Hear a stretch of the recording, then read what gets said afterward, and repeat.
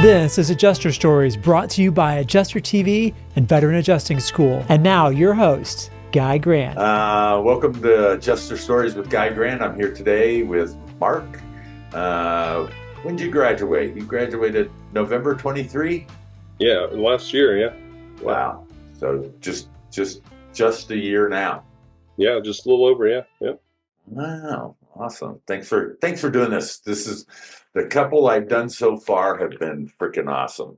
I did one this morning and I started talking, and then all of a sudden I was like, oh my God, I'm going to have to start, which I'm going to do right now. I'm going to have to start like timing these, because we were an hour and a half and I was like, yeah, that's going to be a little too long for a podcast.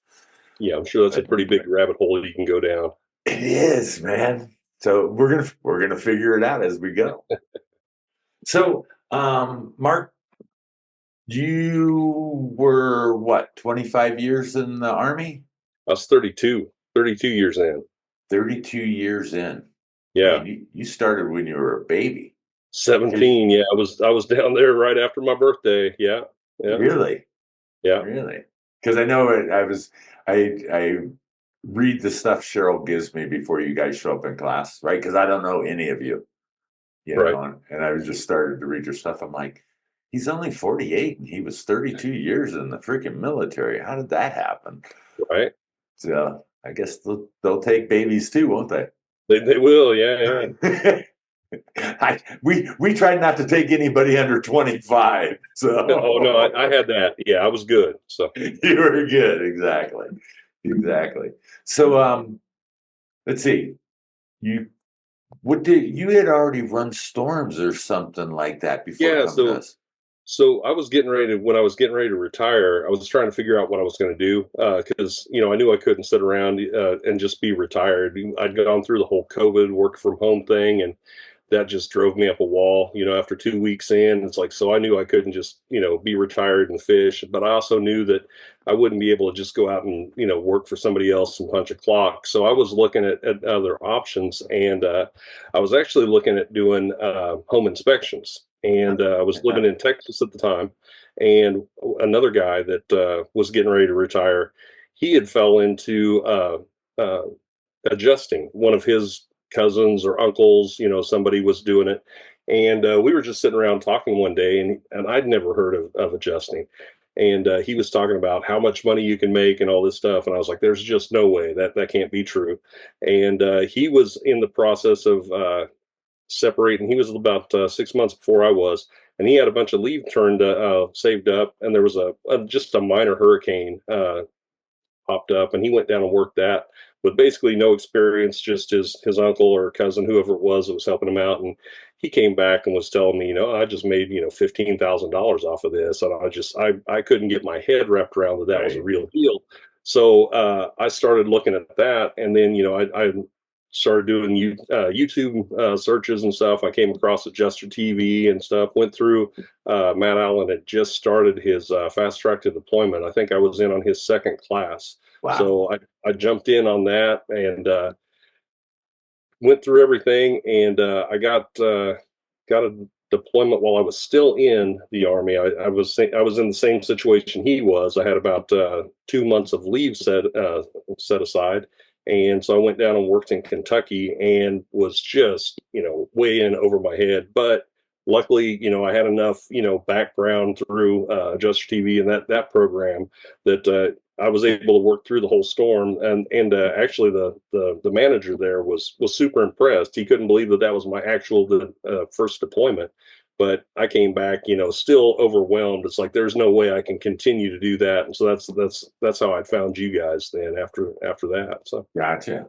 Yeah. It's funny. You're the second person I've talked to today that was in one of Matt's first or second classes. Oh yeah. Yeah. He's way better now Yeah. than he was when you guys first started. But it's same with us, right? So our first couple years, we were just floundering around trying to figure out what the hell we were doing until we actually got to process and got to this is how it's going to be and stuff like that. Yeah, I'm really he's done a really good job over the last 3 or 4 years. Yeah. Well, even back then, it was at least enough to show you what the claim was supposed to look like, and Right. photo reports, and and just just the basics enough to understand. And his whole philosophy of starting slow and things like that. That's the only reason that I was able to make it through that storm, because even a week or two into it, I was starting to get overwhelmed there. If I would have jumped in there and listened to what everybody on the internet said, that, oh, go out and scope and write it later, there's no way I wouldn't have made it a week. So Yeah. Yeah. And just like the friend that you were talking to about getting you into it, oh, you're gonna make so much money. Oh, it's the greatest thing in the world. Well, you go out there, if you don't know anything and you're not trained, then well, and in all fairness, I don't think he does it anymore, because he did all the wrong things. He went and made a lot of money, but when he came back, he brought back a bunch of claims with him, and he's like, "Oh, I still got another 10 to write." And I haven't talked to him for a while, but I don't believe he's ever gone back out and worked another storm. So right. Well, and the other thing, if you're going out on a storm, like you've been pretty much doing storms for the most part this last year, right? yeah, for the most part, Yeah. yeah, But so if you go out on a storm and you get done in June and there's no hurricane, you're not going back to work until March, right, right, and it's this because we've talked about it in class all the time. But if you don't keep your fingers in that Xactimate program, oh yeah, you're losing it. And yeah, you're hanging out on the freaking beach right now thinking life is good. And I'm right, telling you, if you're not paying attention, and the learning curves become less as the years you get into it.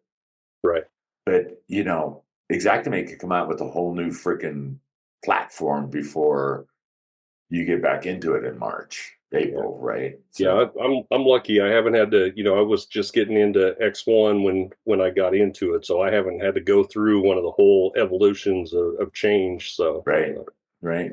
And are you using the tablet now and Pro to sketch and do your photos and all the rest of that yeah, stuff? yeah. So I was I'm always opposed to change, and I was like, I don't need all that stuff. But then this last deployment, well, second to last deployment, I went ahead and was like, what, I'm going to give it a try.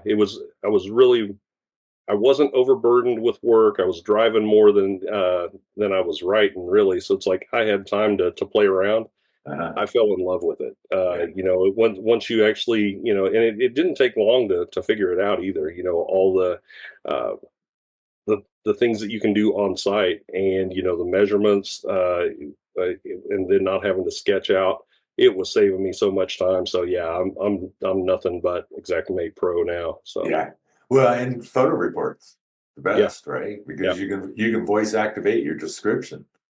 Yeah, and that's what I was running into there, and that was amazing. That there were some of my appointments that I got done early, so I could just stop off at the Starbucks or something, and literally in 10 minutes go through, label all my photos, all my I could measure an entire house interior in 10 minutes, and by the time I walked back in the house to start writing files, everything was done. Yeah. Basically, the only thing I had to do was drop a few things into a folder, and write my narratives. And yeah, it was fun. It was nice. So, Yeah. Well, it definitely having that process speeds up yeah, your production too, right? right, Or you feel more confident about what it is that you're doing too. Yeah, right. for sure. Yeah, we never had that technology back in my day.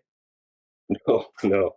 But I don't think you should start out on it. I think you should probably have a No. good solid base without Xactimate Pro, Mhm. for a while, and actually know how to do all the stuff without the helpful hints and tips. And yeah, Yeah, well, and that's one of the things too with technology, right? If you start out with the high end technology and you don't know the basics, yeah, and if something breaks on that technology, you're lost.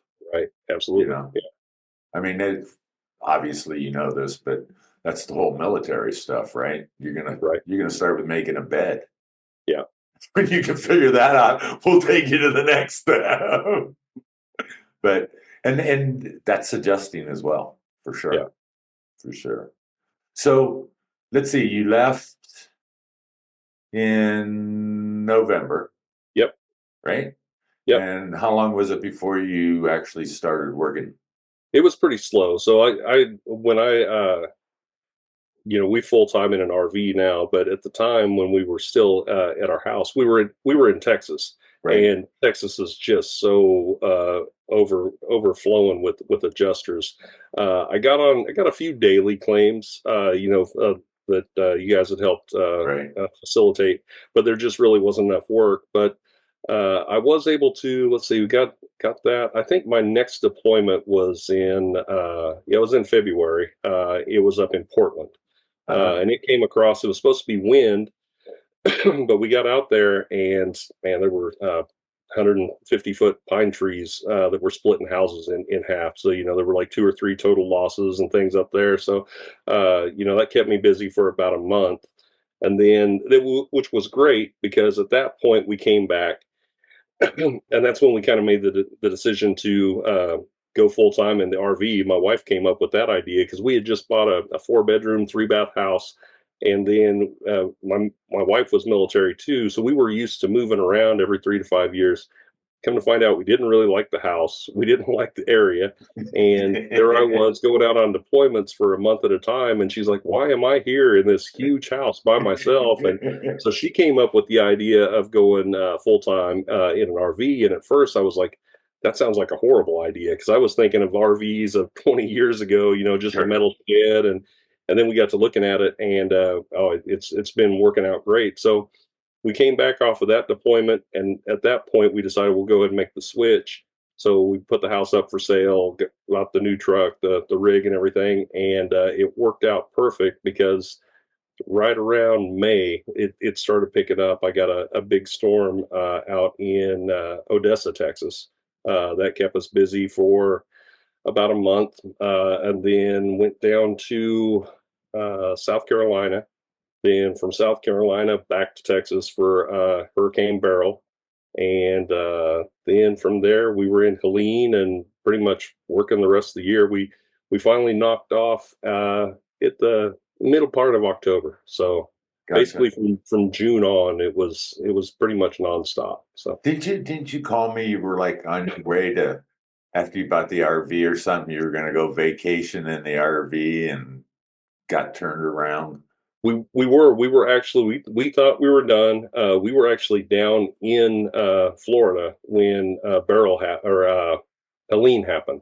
Uh-huh. So we were over on the East Coast, and I decided, I think we're done. I don't think we're even going to do any more work this year. And one of the firm that had kept me busy, they called me up and they were like, "Hey, we want you on the first call out," and it's like, and I was thinking, well, if that's the case, we'll go, we'll do that. And so we ended up leaving Florida, driving back through the hurricane all the way up to Georgia, worked that, and then came back from there. So yeah. Whereabouts in Georgia were you? I was kind of all over. So I started off in uh, Macon. I think it was Uh-huh. Macon. And then I got about 15, 20 claims there knocked out. And then they redeployed me down to Waycross because apparently one of the assigned adjusters that had taken the deployment didn't show up. So I had to run down and run all his claims, and then did a few more. And then about then it was kind of slowing down. So Right, yeah. right. So that's if you turn in your claims and you do a good job, then you start taking other adjusters' stuff, Oh yeah. Yeah, absolutely. Yeah. right? So did he actually go and inspect them? So you were calling insureds after they No, already it was even worse.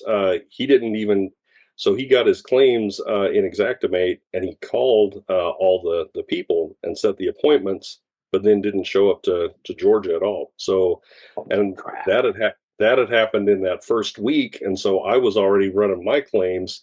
I didn't get down to them until it was about 10 days into the claim, and so now I'm dealing with nothing but upset customers because they were no showed by their original adjuster. Nobody called them or anything like that. So there was a lot of putting out of fires Yeah, to get back on track. But yeah, yeah. yeah, Yeah, I think I told you guys this in class that in '04 I went up to Kissimmee and they faxed me 200 claims on a thermal fax machine at a hotel. and they were all 10 days late. Yeah. And the first guy had told everybody, we'll be at your house within 72 hours. Yeah. So, like you said, you make that phone call and all they're doing is screaming at you for the first 5 minutes. And you're like, Absolutely. yeah, okay, I'll be that guy. I'll take care of you. Right. Like, yeah. But yeah, that's the thing. You've got any kind of interpersonal skills. I didn't have any complaints out of any of those people. After you met with them and met with them face to face, explained to them, hey, you sorry that happened. I was getting some of the best reviews that I had gotten was from those people that had already been no showed. So Yeah. Well, that and when you show up and you have a process and you take yeah, control of the claim yeah, and you tell them how you're going to do it and you explain to them what's happening, that little bit of 5 minutes in the yeah, beginning, just explaining how it's all going to work. yeah, I'm going to start here. Then I'm going to do this. Then I'm going to do that. Then I'll take care of your questions. They know that you're there to actually take care of them, which is, that's what I taught you. Yeah, it's a trip though and I say this pretty much every podcast. It was great for us because I had you for 6 weeks. for sure. Yeah, And I got to hang with you and I got to drill the muscle memory and I could see what you knew and you didn't know and be able to help you with whatever you were glitching on, which was different than the guy sitting next to you for sure. Whereas most adjusters that are getting out there nowadays, unfortunately, even with Matt's fast track, you get the basics and the simple understanding, but you really don't know what it's going to be like. You don't know those interpersonal skills. You don't know all of those things that are going to go on. And well, there's a lot of skill sets that you have to have on board. It's not just the estimating. It's or taking pictures. It's interpersonal skill. It's time management, and yeah, I'm sure a lot of people you could probably work through a lot of those issues, but you get overwhelmed and things. So yeah. I mean, especially if you're out there and you're in a catastrophe and it's your first claim and the pine yeah, tree split the house in half. I remember you calling me a couple times from up there in Oregon or wherever the hell you were. yeah, And just talking about it. right, It's like, what do I do about this? This is a big ass tree on this house, right. right? But yeah, you did a really great job. I remember talking to you and going, yeah, okay, he'll survive. You might make it. I don't have to talk him off the ledge too much. I talk him off the ledge, he'll be okay. But you know what, Mark? It also comes down to age and life experience. Right. You I think know, so. you at your age and having gone through the military and been there for 32 years, you know, you've seen enough to be able to adapt. You Right. take a 24, 25-year-old kid or a 30-year-old kid who hasn't really done anything, becomes an adjuster, and you put them out there, they're just completely lost, Yeah. Well, the other thing that I found kind of stumbled on was I realized that the ego was like the number one destroyer of everything out there. And when I first got out there, I came across with this mindset of I'm the adjuster, I'm the subject matter expert. I know exactly what is supposed to be paid, and nobody better argue with me. And then you'd get these file reviewers kicking things back, and I wanted to argue with them and fight with them, and then you realize it's like, well, I might be right, but I can't write the check until they give me the approval. And so it's like, all right, what do you want? What's going to make you happy? It's going to get this through. And same way with the my managers. I remember one of the first deployments going out, and I'm thinking my job is to write claims and do all these things. Well, they're getting beat up for their taskers and just minor things, and I'm thinking, well, what I'm doing is way more important than what you're asking me to do. But then you realize, well, wait a minute. If I keep my manager happy and I just reprioritize, keep off of their hit list, all of a sudden now you're a superstar with them. And so that's what I started realizing. It's like, you know what? Instead of being the subject matter expert out here, maybe I should just like slow my roll and facilitate everybody else being successful. And in turn, it makes you a better adjuster. And so I kind of went into it at the end of the year, I kind of prioritized. I set goals for each one of the deployments that I was going into. The one, at first I was just wanting to get back out there and get some work done because I was going crazy, and I had to get back in Xactimate and learn all the stuff. The next deployment, I was like, all right, now I really want to, I remember how the Xactimate works, and I remember the flow of the claims. But now I want to like redefine and refine my processes, just be a little bit more efficient. Then after that one, my next deployment, I was like, all right, now this one, all I want to do is just make a name for myself with whatever the manager or whatever the IA firm is wanting. I want to be that guy that has zero late taskers, and in turn that set me up to getting on the first call lists on these storms, and it was all just about facilitating, making somebody else's job a little bit easier. Ultimately, that's what we're wanting as adjusters, is to work. And if you're on if your name is starting to get remembered as, hey, I never had to call that guy, and Yep. he was laid on taskers, it, Yep. it was Yeah, money. you touched on such an important um, topic as far as the ego part of it, right? So no diss on you. I know you're from Texas, uh, but and not all Texas adjusters are the same. Don't get me wrong, but Right. in my experience when I first started out, what I was experiencing was these adjusters that got out there that maybe they were contractors before they became adjusters. Yep. So I know that it has to be done this way. Well, you're right. It probably does have to be done that way. But if that file reviewer isn't as experienced as you, and they're Right. running off a cheat sheet, and they need to get that claim up to the desk adjuster so the desk adjuster can write the freaking check to get the guy started.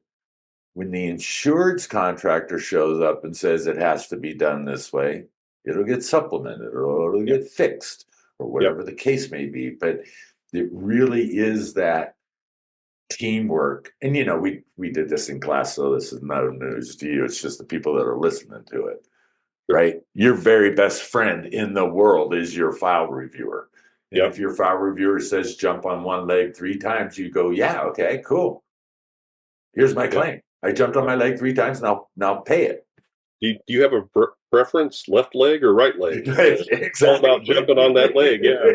Exactly. Yep. Exactly. And when you do that and you're not arguing with them, then they can move that claim and they feel better and everything else.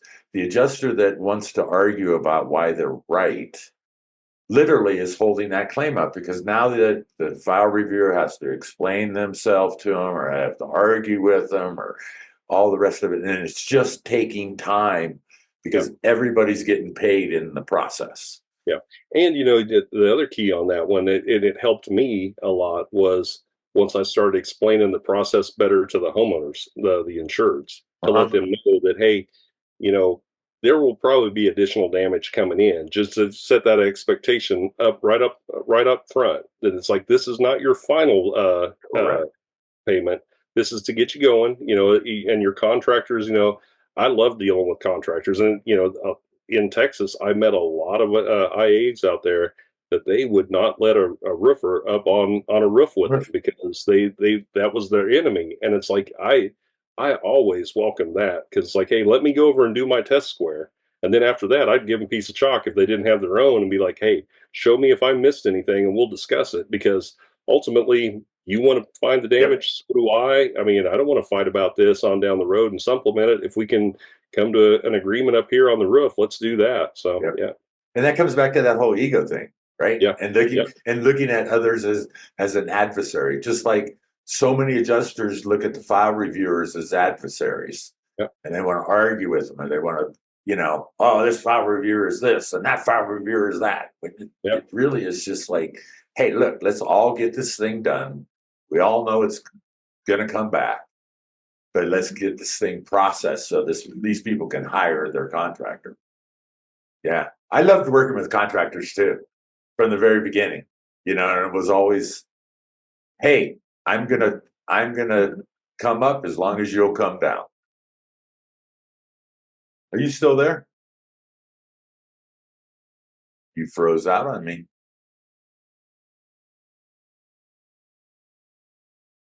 Marky Mark. I'm gonna pause recording.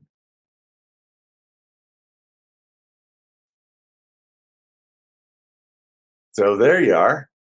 Yeah, like gotta love technology. like I was just telling you on the phone, I'm not big on. I don't have any idea how to edit these things or anything else. So as far as I'm concerned, it's raw and uncut. If you Right. go away, I'll pause the recording. When you come back, I'll start back up. Maybe someday I'll get to put an ad in here, and I'll get that extra little. Have an assistant out there doing all that the stuff for you. Yeah, I can pay somebody to do all this stuff. Okay, where were we? File reviewers being our best friend and working with contractors. Yep. So, I always loved working with contractors, and if there was a contractor on a claim, I'm like, show up.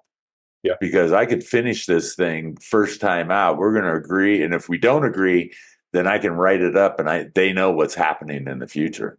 Right. So, well, when I was down in Midland, it was 3-inch hail, but I was there towards the end. I was working a lot of the fringe areas, and I had one contractor that because of what he saw, we bought a roof that I was going to just repair. It was light. The angles that he was looking at, he saw some damage that I legitimately missed. It just Right. happened. It's like, hey, Right. that's why we're here. And at the beginning of that storm, another contractor met me up on a roof, and he pointed out that in this subdivision that we were at, he had 4 different floor plans and or roof plans, and I hadn't noticed that. Once he pointed that out, I'm like, well, I've got different macros. Then I can drop each one of these roof diagrams right into this other file. I can look at it before I even come out here and have half of the work done. So yeah. Contractors, I love them. I would rather have one up there.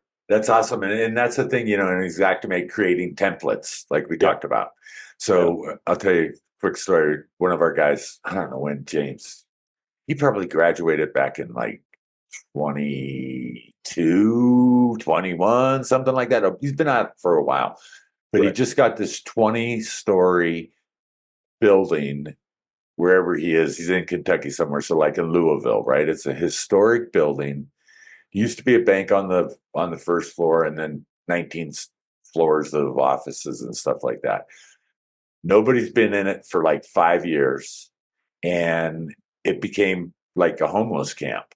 So literally, they took all of the electrical out, all the copper out of this freaking building over the course of time.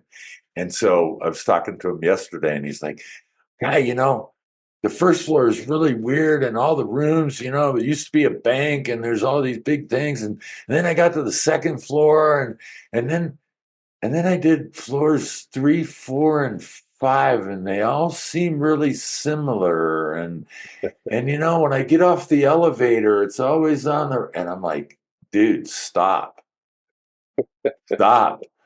just take floor 3. Your elevator is going to be the same in the next 19 floors. It's going straight up. It doesn't go to the other side of the room." He's like, "Oh, no doubt." And there's an electrical box next on the right-hand side. And I'm like, exactly.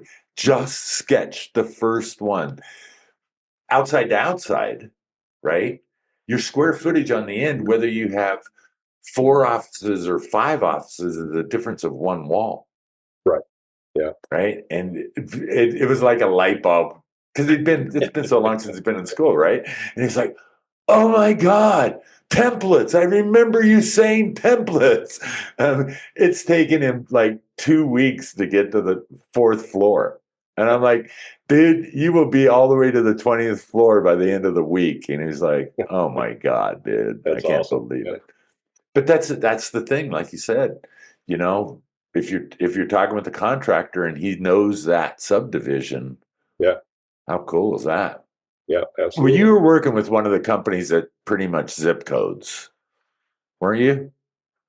Don't they? Uh, They gave you a lot of claims that were in the same area. yeah, for the most part, yeah. Yeah, We always have a few outliers, but yeah, sure, yeah, sure. Yeah, that's great when you can work for companies that do that. Um, and if even the smaller ones, if they're smart, they'll quadrant out their adjusters.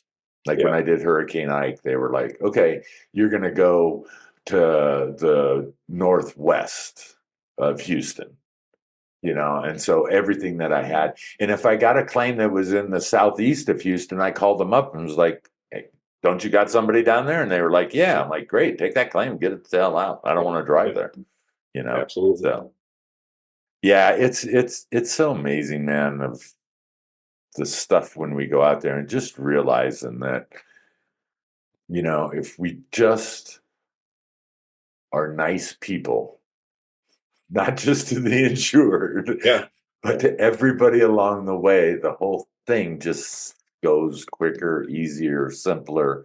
And oh, like you said, once your file reviewer isn't hassling with you, they're telling dispatch, this guy's good, this guy's yeah. great. And then you move up to that first call list, which, if there's a big wind or snowstorm up in the Northeast, you'll be calling me from Connecticut. Oh no, we're not gonna see the point where we're putting on long pants. No, not until April. No. Exactly. I'll wait until hail season. It'll be fine.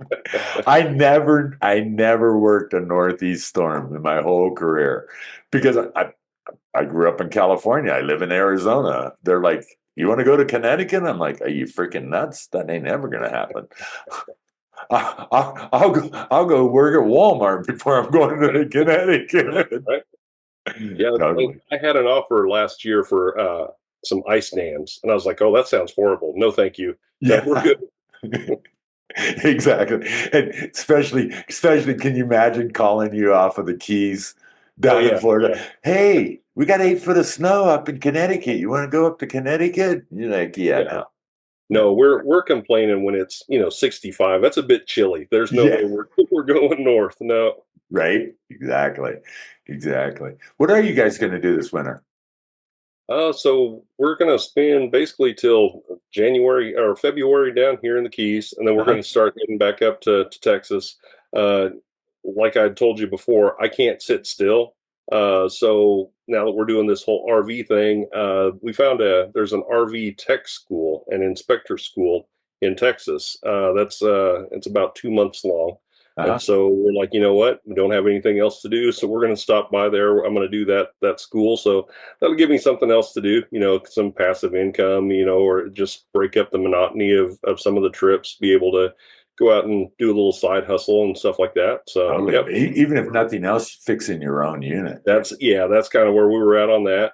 So, that's going to kill until probably March. And then Uh-huh. after that, we're planning on heading over to the West Coast, skirting up north. And maybe, by that time, might start doing some more work when Right. hailstorm coming in. But trying to get over and see some family in Montana and Minnesota. And then, yep, just kind of go from there. So, Whereabouts in Montana? Helena.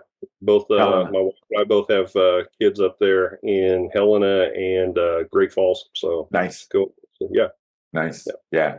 Well, Matt lives up in Montana. Oh yeah, up Matt in out Whitefish. Yeah, yeah, up in it's Whitefish. beautiful up there. Yeah. Oh man, I got to spend 3 days up there with him. It was just like a dream. It was so cool. You Yeah. weren't looking for property up there after you went up? That's The sad thing is I lived in Montana in Dillon, little southwest oh town, yeah, yeah, um, in the 70s. Let's see, I graduated from high school 74. So I moved up there in 74 and I went back for a year in 75. And it was so awesome. Whitefish was so awesome, laid back. yeah, Bozeman, what a cool little college town it was. yeah, Great skiing. And when I went back up there this year, Mark, it was like California had just yeah. run freaking over Montana. No, we were up there for about 8 years, and well, my wife was up there before. That's where we met, but I was already seeing the change in that period of time that we were up there. But Yeah. yeah, Yeah. still can't beat it. If you're an outdoorsman at all, that's the place to Completely. go. Completely. I was in Bozeman with one of our graduates, right? And I'm driving down the road with him, just kind of on the outskirts of Bozeman, beyond all of the subdivision and everything. And we're driving down the road just talking. I got the window down and I hear this bugle. And Yeah. we stopped, and man, this 8-point elk just Yeah. standing on the top of this ridge, Yeah. just standing up there screaming. And we look around, and there's 20 cows down below, just in babies. And I was like, oh my God, this is just, Oh yeah, every place you go there is a poster. I mean, yeah, seeing the bald eagles flying through the valley and in the Missouri River and stuff. But my wife and I, we thought that's where we were going to retire until we moved to Texas and found out that shorts in February was an option. And at that point, we're like, right, no, we're going back. So yeah, not in the right, winter time. So, yeah. Well, yeah. that's why I'm in Arizona, and Right. I'm far enough north that we get snow a couple times a year, but pretty much like right now, I think today was 65 or 67, Yeah. right? So it's middle of December to be in 67 degrees, perfect. Which Right. is why I became an adjuster in the first place, Yeah. right? And I thought the music business was going to be my career, and once I became an adjuster, and I was like, wow, I can go out and work 6 months and come back and hang out in the Red Rocks. And, Yeah. I used to tell everybody that where I live in Arizona is the only place I know that I can snow ski in the morning and water ski in the afternoon.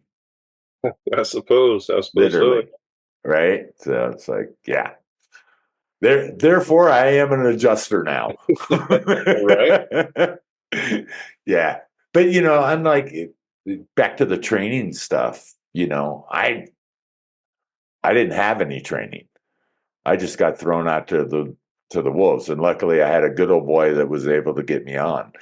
Yeah. And if it wasn't for forcing myself in those war rooms, right, to make somebody help me. And I remember walking into those rooms and just looking around. The first day I'd walk in, I'd look around, I'd say, okay, that trainer looks pretty cool. That guy looks like but that guy looks pretty cool. And I'd be Yeah.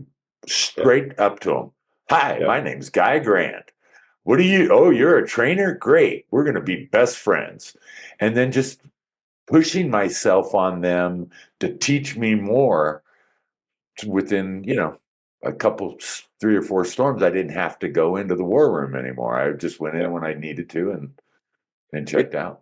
It's still though. I couldn't imagine back in those days. I mean, we have so many more resources now with the internet and all the training programs and things like that, but it's still the Wild West out there, Yeah. and it's it's dicey who you pick as a mentor, because there's a lot of people out there that they shouldn't be adjusters. There's a lot of people that are adjusters out there that just flat should not be. And yeah, Yeah, I've talked about this a couple times, but if you're not willing to climb a roof, yeah, you should not be an adjuster. right, Period. End of story. Done. No, you should not even think of it. If you're not willing to get up on a 712 or an 812 pitch roof and figure it out, whether you need a goat or whatever it is, then you yeah, should not be an adjuster. right, And part of the problem that we always bitch, or you hear it on Adjuster Central and all these things of, oh, they're lowering our fee schedules. Well, they're lowering your fee schedule because you suck. yeah, no, yeah. Bottom line. And that I hate that. I'll jump on. There's a couple social media, Facebook accounts that I will jump in every now and then, and it's just amazing how much negativity there is out there. Uh-huh. You have these young people or these new people in the industry, ask them legitimate questions, and they're just barraged with all this negativity of, you can't make any money, don't, whatever you do, don't go take that deployment, and it's like, that's absolutely wrong. There, you need to be encouraging these people, but setting realistic expectations. But yeah, you're absolutely right. I've had that conversation with a lot of people on those those posts, it's like there's a reason why your fee schedules haven't gone up in the last 10 years. Yeah. Back in the day, you probably had good adjusters that were actually doing 90% of the work. Now you're dependent on your file reviewer to rewrite your reports. And your I've ego gone out, view, you got to have yeah, an ego view. That's yeah, $70. And I really don't like climbing a 712 pitch. So let me get the ladder assist for 250. yeah. Well, and it was eye opening when I was down in Texas doing that hailstorm. I started getting a few re-inspections, and I could not believe the claims that quote unquote inspectors were turning in. It's like I couldn't get my head wrapped around these photos. It's like, what are you even trying to show this person? And those poor file reviewers were actually paying partial claims, to get some money into the homeowner's hands. And it's like, that's why you're not getting paid on a fee schedule, because you're having an adjuster go out, a file reviewer rewrite the inspection, and then still have to have somebody else go re-inspect on down the road. So Right. yeah, you start as an industry, start policing yourself, get better, and yeah, the fee schedule will probably start going up, or your opportunities will start increasing. Exactly. Exactly. And it all comes back to process, right? Yeah, And and muscle memory. and even if the fee schedules have gone down, I haven't been in the industry long enough to see some of the spikes in the perfect world, but there's still plenty of money to be made with even the lower fee schedules. If you Totally. go out and just turn in good work, and yeah, You're going to get more. yeah, Yeah, and I know you agree with this, but it's in the back of your mind. You're like, why did that guy get 350 and I'm getting 90? yeah, yeah. You know? There's some of that, but I guess I've kind of come to the point now where pretty much I make about the same amount of money, in a three, and usually it's about 3 weeks, 3 to 4 weeks is kind of my average of how Yep. long I'm on a storm. I'm making about the same amount, so now I really focus on what can I do to increase the amount of sleep that I have? Uh-huh. Because the money's still going to be there. I'm still going to write X number of claims, but what can I do to be a little bit more efficient and just get an extra hour of sleep? That's kind of how I look. I don't even look at fee schedules anymore. Honestly, it's like write the estimate, turn them in, because if there's not much damage, it's not going to take you much time. That Correct. one will wash out with the rest. So when people are complaining about the fee schedules, it's like I haven't gone to any storm yet that I didn't come back at making money. So Yeah. Yeah. And it's the same with re-inspections, right? yeah, Okay. So if you're going to give me 5 re-inspections during this storm and I'm only getting $90 a piece on them, what I'm doing, number one, thank you for yeah, considering me for a re-inspection, because that means I yeah, must be something. right, And number two, I know that because if I turn in a good work product on this re-inspection and I only got $90, that you're going to think about me on the next deployment, which is going to put me on first call. or you'll keep me on until the next storm rolls around and just roll me over Correct. to it. Yeah, yeah. Correct. So Well, you're going to find that out now that you're RVing. yeah, yeah, No, you are going to find that out, because once they know you're RVing, then they're going to literally give you, okay, it's not a lot, but I'm just going to give you 10 claims this week. And yeah. you're going to sit there and there's going to be another hailstorm that's going to hit in the next state, and off you Well, go. we kind of ran into that anyway. They were after Beryl in Texas. That's when they because I worked with a different IA carrier. We were doing I was doing TWIA claims down there with Uh-huh. a completely different carrier. But then the one that I've worked with mainly, they called me up and said, "Hey, we've got claims in South Carolina." And I was thinking, well, what happened in South Carolina? Well, so it turns out I think it was really just a lot of backed up claims that they didn't have any inspectors down there or Uh-huh. adjusters down there, and so they put me to work out there, and it was that kind of that same thing. They were asking, well, where are you getting a hotel? And when I told them, no, I'm RVing it, they were like, oh, well, in that case, there's 15 down in the south part of the state. Here's another 12 up north and stuff. So yeah, Yep. they took care of us. So. Yeah. What are you driving? What are you pulling your rig with? I got a brand new GMC AT4X. So yeah, so I did exactly what you told us not to do. Go out and buy a Correct. new truck. Yeah. So yeah, I did that. I was that guy. But And are you in a new? You're in a fifth wheel, right? yeah, fifth Yeah, wheel. you in a new one or? Yep. Yep. Yeah, well, see, you sold your house, so We we did. won't say you took your adjuster money and went and bought a new rig. I'm not gonna lie. I was actually telling my wife that, when we were sitting there signing the paperwork for that new truck. It's like, oh, guy would be pissed right now. Don't go out and buy no new truck. So But I did the same thing. I did the same. I had a what did I have? Like a 78 Chevy pickup truck when I became an adjuster. And yeah, on my first storm when I was out in Omaha, I was like, yeah, there's no way am I going to be driving that pickup truck across the country. So that's how I sold it to Cheryl. yeah, yeah. Yeah. Well, so I had never bought a new vehicle in my entire life, and that was one of the things that I had told myself while I was in the military. It's like, that's after I retire, I'm gonna find the right truck, and that one came out, and so yeah. But it was easier to sell it that way. Well, not sell it. My wife was fine with it. It was easier for me to rationalize in my own mind.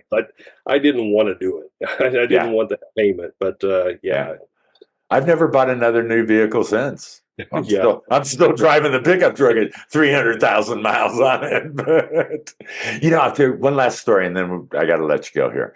But when I was up with Matt, right up in Montana, so he came down to Sedona in like 2019, and he had a 4Runner, and I was like, "Wow, that's a really nice looking 4Runner. What year is it?" And I forget what he said, 2012 or something like that. And he goes, but I got like 250,000 miles on it. I'm like, wow, that's great. And when I was up there in Montana, that thing was still sitting behind his house. He'd finally bought his wife a new Outback or something Oh like yeah. that, right? And I'm like, you still got that? And he goes, Guy, I have almost 500,000 No miles kidding. on that same engine. Yeah. So Yeah, he's I still was got his like, old tank there. exactly. And I've if you have a vehicle and it gets you across the country and you take care of it and you change the oil and you fix it when it breaks or whatever little things yeah, go on, these things nowadays will get you that far. So yeah. yeah, Well, and but that's a good vehicle too. Because I was running when I came out to school and before I bought this one, I had a little Tacoma, and that uh, was good. But I see a lot of people driving, the big rigs and stuff. It's like there's really zero reason to have that as an adjuster. Those forerunners and things like that. Perfect. yeah, Way more yeah, makes way more sense. So yeah, Tacomas. yeah. I have a friend here in Sedona that just came from California in his Prius. Oh yeah. He's Yeah. like, Guy, I can put my extension ladders in the back of the Prius and I get 50 miles a gallon. I'm like, I think we I had guess somebody in my class that came down in a Prius. I was thinking there was one out there. So was that Aaron? Was he in I your think so. class? Yeah, I Yeah, think so. Yeah, yeah, yeah. yeah. I've had a couple. I had one guy came in a Tesla. Now a full electric. I'm not sure I could buy that. Right. But what the hell? I was in a Tesla. One last story. I was in a Tesla. I don't know, few weeks ago.